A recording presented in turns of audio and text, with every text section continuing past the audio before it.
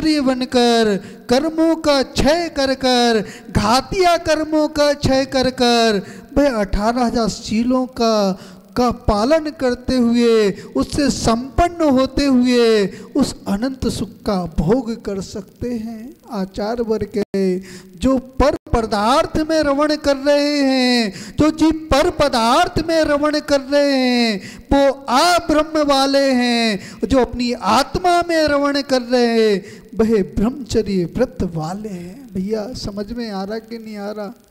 इम्बू भैया, ये आज का धर्म आचार्य वर्ग के रहे हैं, ये महाव्रत है, ये धर्म है, ये सामान्य धर्म नहीं है। इसको पालन करना सूरवीर होते हैं, वही पालन कर सकते हैं। सूरवीर कौन है? जो युद्ध में जीत रहा है वो सूरवीर नहीं है। जो इस स्पर्श इंद्री को जिसने जीत लिया है, जिसने स्पर्श इंद्री को जीत लिया है, वो ही सूरवीर है। भैया समझ में आ रहा कि नहीं आ रहा? ये धर्म सामान्य धर्म नहीं है। जितने भी मोक्षगामी जीव हुए हैं, जितने भी मोक्ष जा रहे हैं और जो भविष्य में मोक्ष जाएंगे, इसी व्रत के पालन से जाएंगे। किससे जाएंगे? इसी व्रत के पालन से जाएंगे। भैया समझ लेना, यदि काम पर विजय नहीं हुई, आचार्य वर्ग रहे काम विजया त्रिलोक पूज्यम हवे भव, क्या कह रहे हैं? हवे बंद।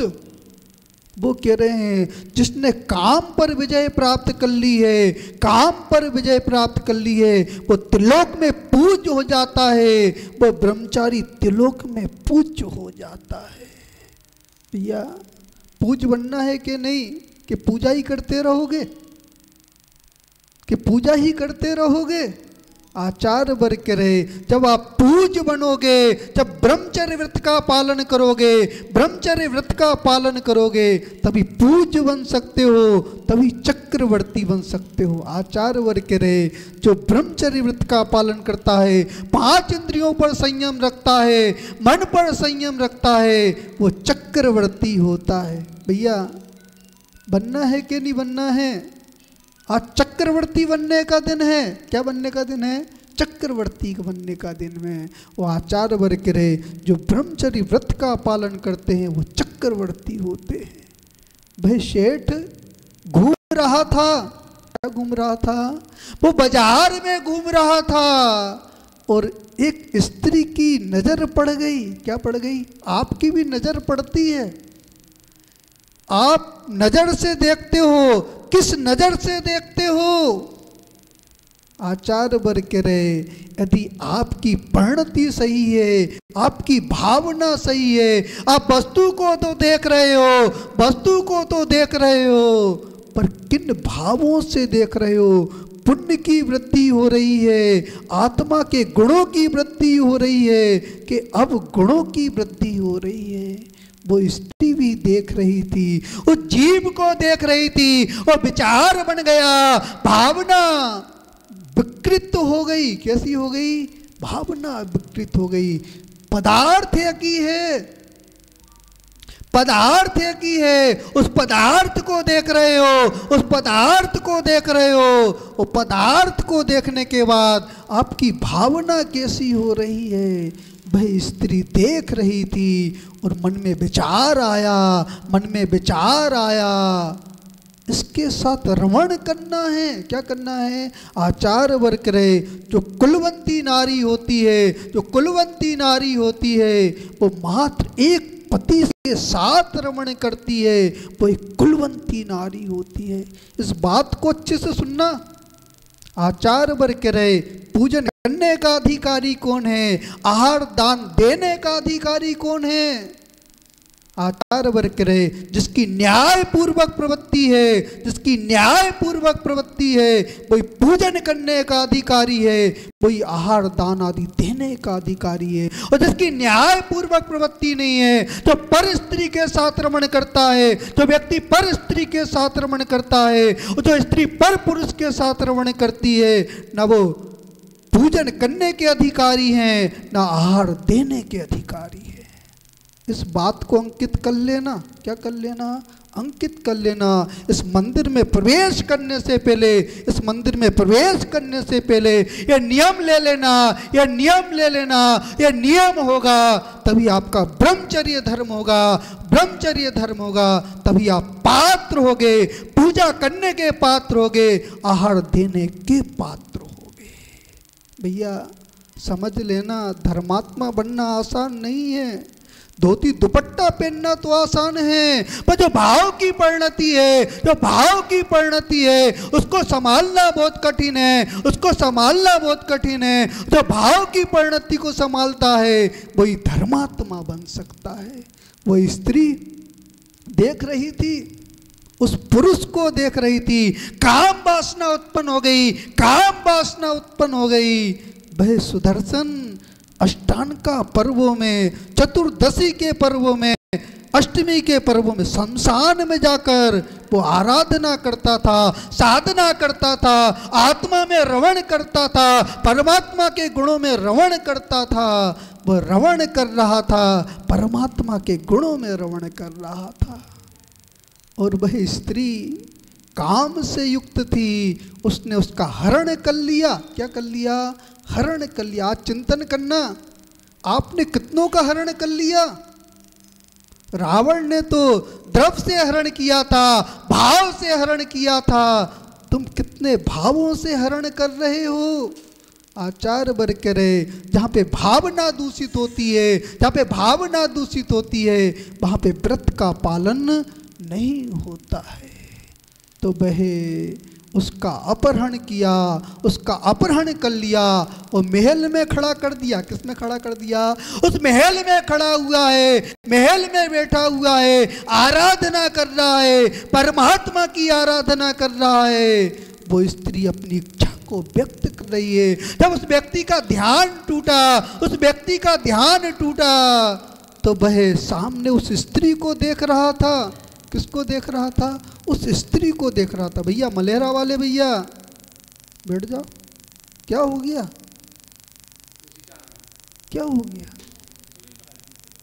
सब दर्द अभी होते और दर्द मिटना चाहिए। जिनवाणी तो ऐसी है, दर्द मिट जाते हैं, जन्म जन्म के दर्द मिट जाते हैं। पर आचार वर्ग कह रहे हैं यदि आपका उपयोग सही है, आपका उपयोग सही है तभी उस जनवाणी का श्रवण कर सकते हो। उपयोग सही नहीं है तो जनवाणी को सुन रहे हो, जनवाणी को सुन रहे हो, अशुभ कर्म का आश्रय कर रहे हो। भैया खड़े होकर जनवाणी नहीं सुनते, बैठकर सुनते। यह भी विनय है, गुरु की विनय है, और जनवाणी की विनय है, देव की विनय है। और जब तक गुरु आपके अंदर विनय नहीं होगी, विनय नहीं होगी तो धर्म आपके अंदर प्रवेश करने वाले नहीं।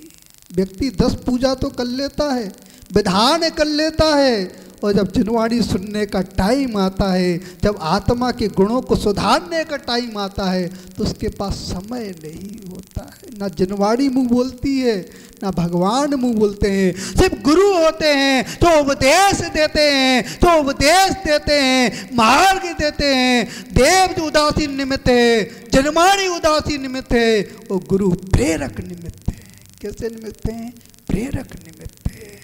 और गुरु की वाणी यदि तुम्हें सामान लग रही है, सामान लग रही है तो आचार्य वर्ग रहे अभी तुम्हारा धर्म प्रारंभ नहीं, अभी तुम्हारे अंदर सम्यक दर्शन नहीं है, सम्यक ज्ञान नहीं है, चारित्र की वृद्धि करने का भाव नहीं है।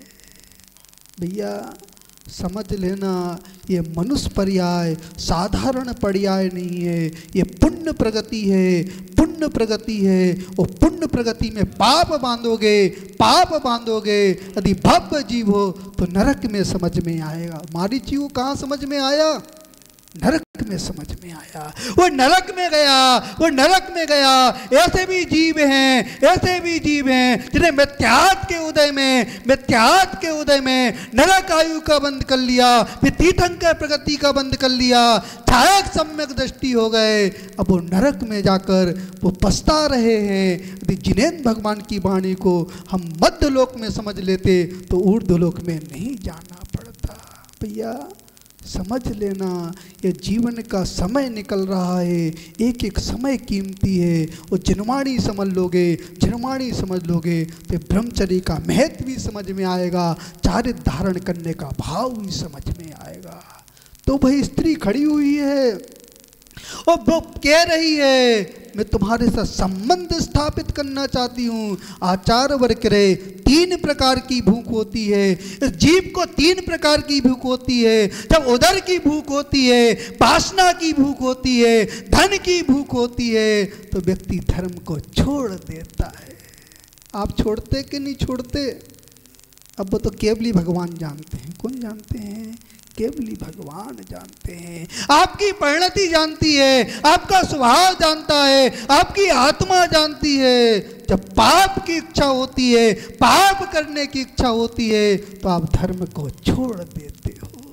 पर आचार वर्ग रहे, जो भोगी होते हैं, जो भोगी होते हैं, उनकी मल द्वार पर दृष्टि होती है, और जो योगी होते हैं उनकी मोक्ष द्वार पर दृष्टि होती है। तो बहे कह रही मैं आपके साथ संबंध स्थापित करना चाहती हूँ। बहे व्यक्ति कह रहा मैं ब्रह्मचारी हूँ। कौन हूँ? मैं ब्रह्मचारी हूँ, मेरा नियम है, मेरा नियम है कि एक स्त्री को छोड़कर इस संसार में जितनी भी स्त्रियां हैं मेरी माँ के समान है, मेरी बहन के समान है, मेरी माता के समान है। वह स्त्री कह रही ऐसे भी ब्रह्मचारी होते हैं। आचार वर्ग करे जिनका सदा संतोष सदा संतोष व्रत होता है, वो ही ब्रह्मचारी होते हैं। जिनका एक देश त्याग होता है, अपनी स्त्री को छोड़कर, अपनी स्त्री को छोड़कर बाकी सब स्त्रियों का त्याग होता है, वो एक देश ब्रह्मचारी होता है। और जिनकी समस्त स्त्रियों का त्याग होता है, चाहे वह काष्ठ की स्त्री हो, चाहे चित्र की स्त्री हो, चाहे देवी हो, चाहे व्यंतरणी हो, चाहे मनुष्यनी हो, चाहे वो त्रियंचनी हो, सबका त्याग होता है, वो सर्वदेश ब्रह्मचारी होता है। भैया समझ लेना आज का दिन बहुत कठिन दिन है। नियम है कि नहीं है? इतना नियम तो होना चाहिए। स्त्रियों का भी नियम होना चाहिए और पुरुषों का भी नियम होना चाहिए। मात्र अपने स्त्री को छोड़कर, अपने पति को छोड़कर बाकी सभी का त्याग करते हैं। और तब पूजन करोगे, अभिषेक करोगे, तब इस ब्रह्मचर्य का फल मिलने वाला है, पूजन का फल मिलने वाला है। और आपने पूजन भी कर ली और आपका नियम नहीं है तो कोई फल मिलने वाला। एक किसान था। कौन था? एक किसान था। वो खेत जोत रहा था।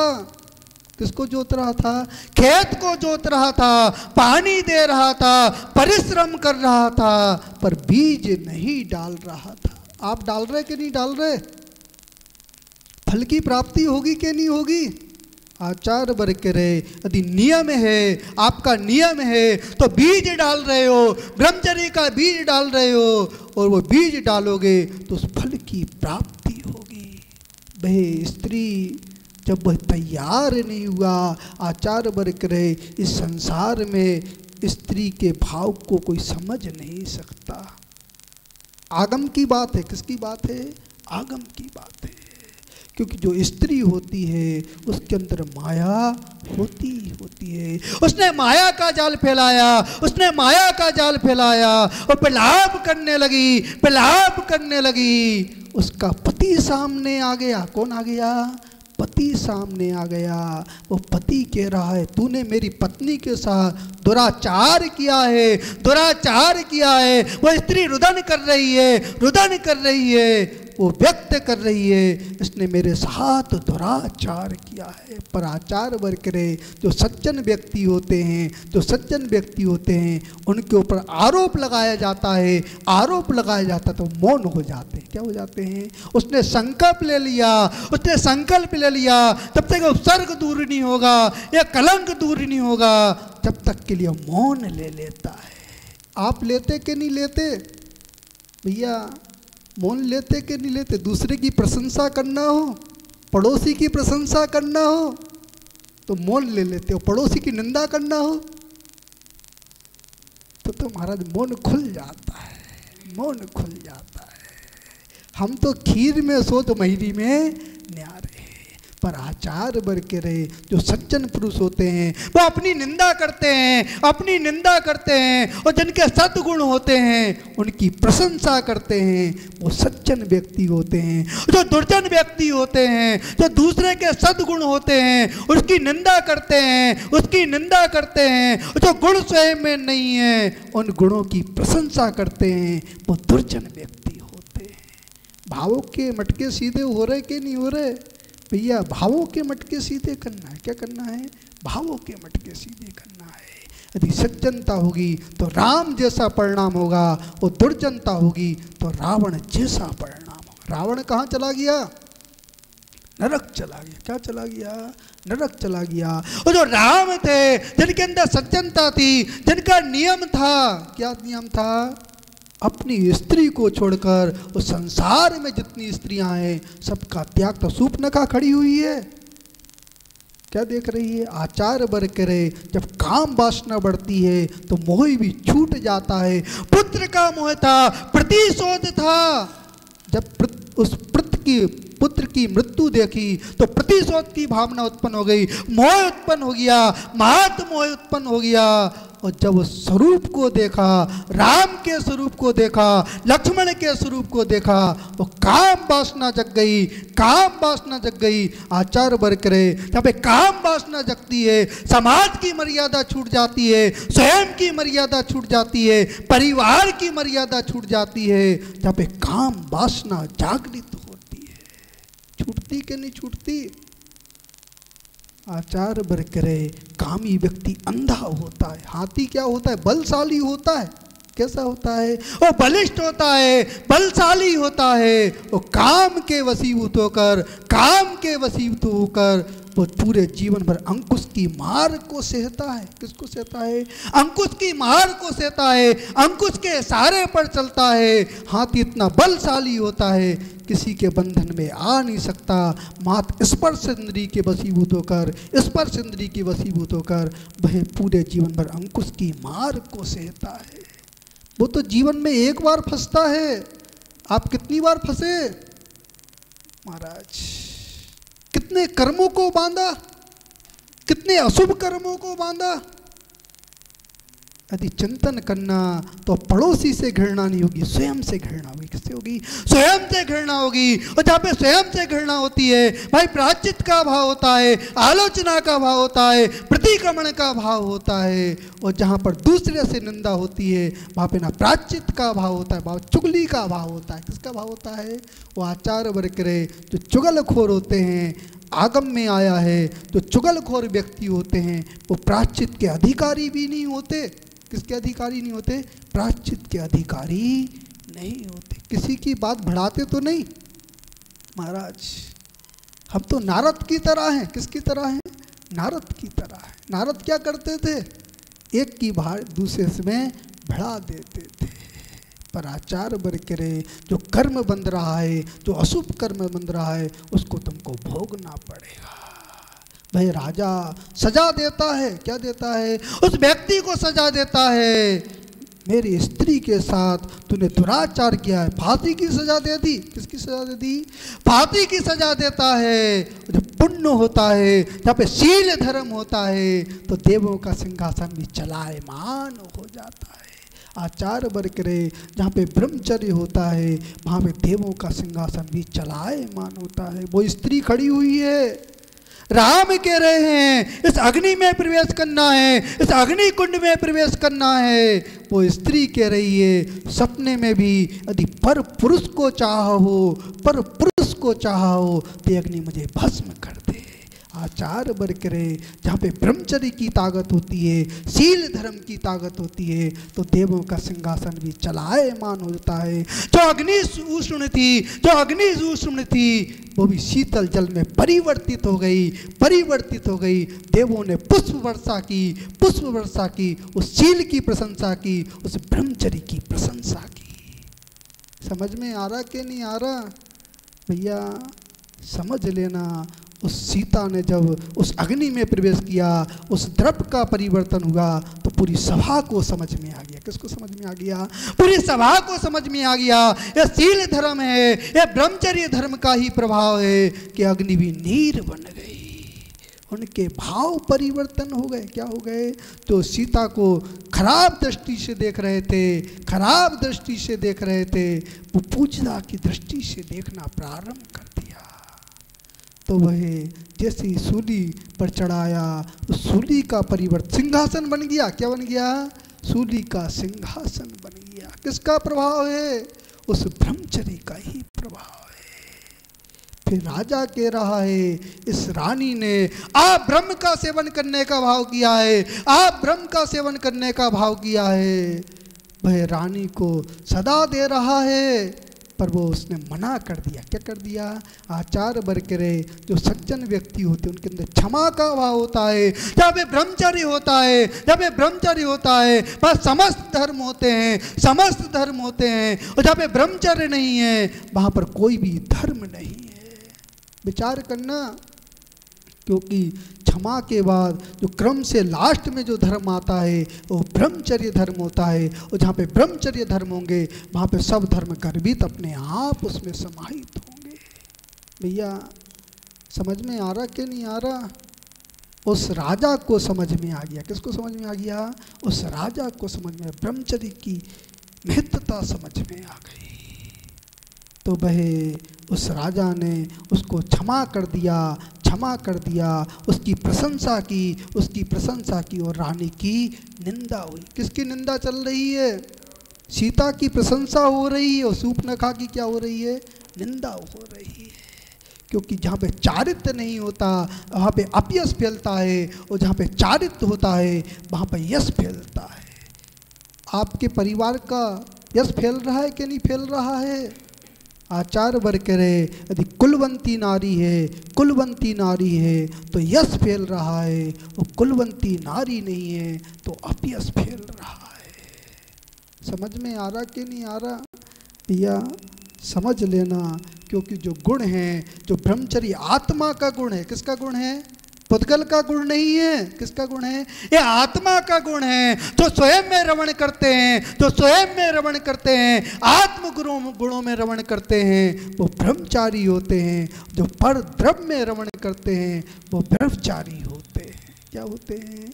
ब्रह्मचारी होते हैं। उस राजा को समझ में आ गया, उस शूर्पणखा को समझ में आ गया। जब मना कर दिया, हम आपके साथ व्यवहार नहीं कर सकते, संबंध स्थापित नहीं कर सकते, वो लज्जा से युक्त हो गई। लज्जा से युक्त। राम और उसमें युद्ध कब हुआ? सीता का हरण का कारण कौन है? वो शूर्पणखा कारण है। कौन कारण है? यदि वो उनके साथ संबंध स्थापित की बात नहीं करती, संबंध स्थापित की बात नहीं करती, वो अपनी लज्जा को बनाए रखती। आचार बरकरे जो ब्रह्मचारी होता है वो लज्जा से युक्त होता है, लज्जा से युक्त होता है। और जहाँ पे ब्रह्मचर्य नहीं है वहाँ पे लज्जा समाप्त हो जाती है। उसकी लज्जा समाप्त हो गई। क्या हो गई? उसकी लज्जा समाप्त हो गई, और उसने आप ब्रह्म का भाव स्थापित कर दिया।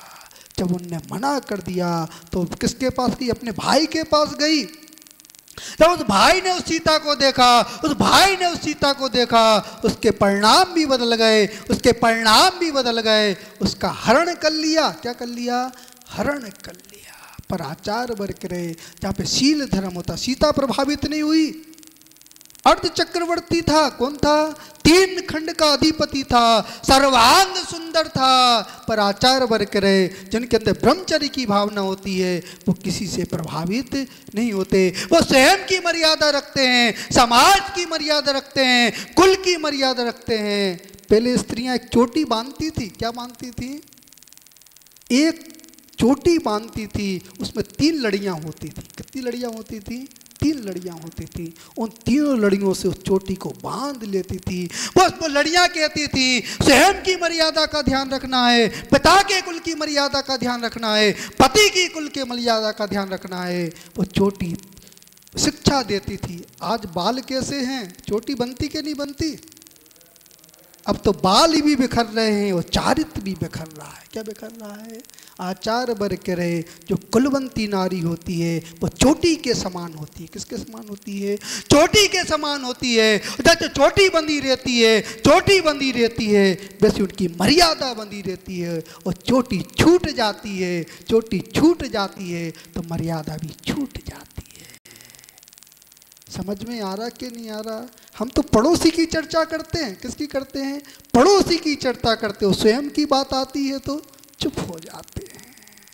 स्वयं की बात आती है तो चुप हो जाते हैं। पर आचार बर करे, यदि समाज में चारित्र्य स्थापित करना है, घर में चारित्र्य स्थापित करना है, ब्रह्मचर्य का भाव स्थापित करना है, तो पहले घर को सुधारो, फिर समाज। जब घर सुधरेगा तो एक घर सुधरेगा, दूसरा घर सुधरेगा, ऐसे पूरी समाज सुधर जाएगी। अब तो होड़ लगी हुई है। जॉब का जमाना है। किसका जमाना है? जॉब का जमाना है। घर की मर्यादा को भी बाहर निकाल रहे हो। भरत चक्रवर्ती का रत्न था। कौन रत्न था? जो पटरानी है। भरत चक्रवर्ती का एक रत्न था।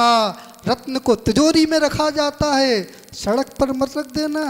वो सड़क पे रख दोगे तो आचार करे वो रत्न समाप्त हो जाएगा। यदि घर की मर्यादा बाहर निकलेगी तो आपके घर का चारित्र्य भी समाप्त हो जाएगा। आपके परिवार का जो यश है वो भी समाप्त हो जाएगा। समझ में आ रहा कि नहीं आ रहा?